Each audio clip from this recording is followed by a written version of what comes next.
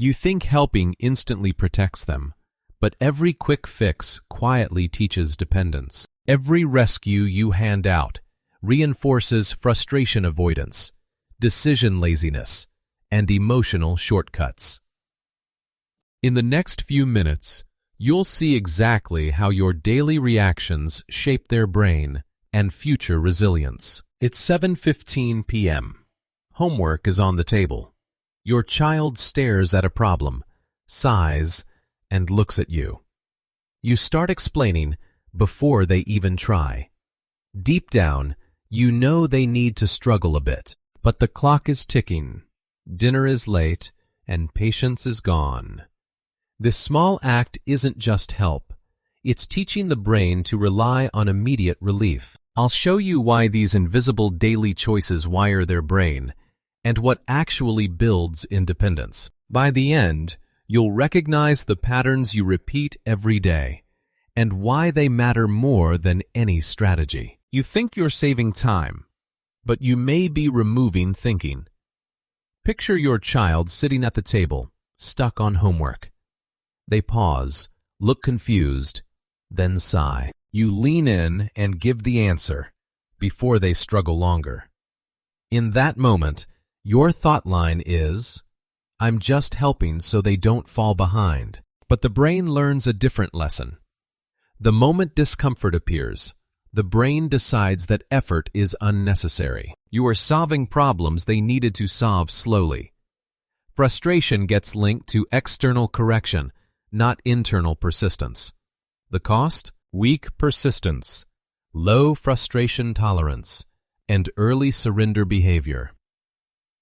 Speed of help can erase depth of learning, but rescue is not the only invisible pattern shaping the brain. The faster they stop crying, the less they learn to regulate. Picture your child crying out loud in public. People are watching. To stop the noise immediately, you hand over a phone within seconds. In that moment, your thought line is, "I just need this moment to be calm." But do you realize the hidden cost? The brain learns a dangerous lesson. The moment bad feelings arrive, they must be removed immediately, not processed. Calm without learning is just temporary silence. The cost is heavy. Poor emotional tolerance, dependency on screens, and high anxiety. What soothes them today may weaken them tomorrow, and when this pattern repeats daily, something deeper begins to form. But later becomes harder, because the pattern is already trained. Look at the exact same pattern every single evening. A struggle appears. The parent steps in, and the child stops trying. In that moment, your thought line is, "They'll learn it later when they're older." But the brain does not learn from advice. It learns from repeated experience. As this rescue behavior repeats, those specific neural pathways strengthen. Repetition is louder than intention. The cost is a reduced independence, a passive thinking style, and low initiative. Your daily reactions become their internal operating system, and this is where parenting intent and child outcome quietly diverge. But suffering is not the enemy. Never learning how to face it is. Look at this reality. A parent constantly intervenes to prevent mistakes, discomfort, and failure.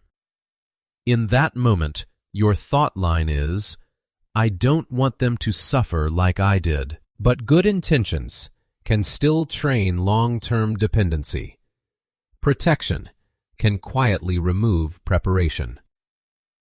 Without facing obstacles, the child never develops internal reference points for problem solving. The cost in adolescence is heavy dependence, decision anxiety, and avoidance of challenges. Not all relief builds resilience. This leads to the final shift in how you interpret behavior. You are not seeing defiance. You are seeing repetition. Look at the outbursts, the distraction, the refusal, and the emotional spikes in daily life. In that moment, your thought line is, "Why is my child like this?" But child behavior is simply a reflection of what their brain has practiced. The brain only expresses learned patterns of regulation and expectation. What repeats becomes identity.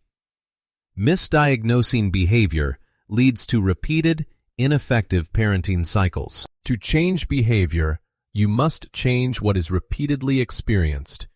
This is where awareness turns into action.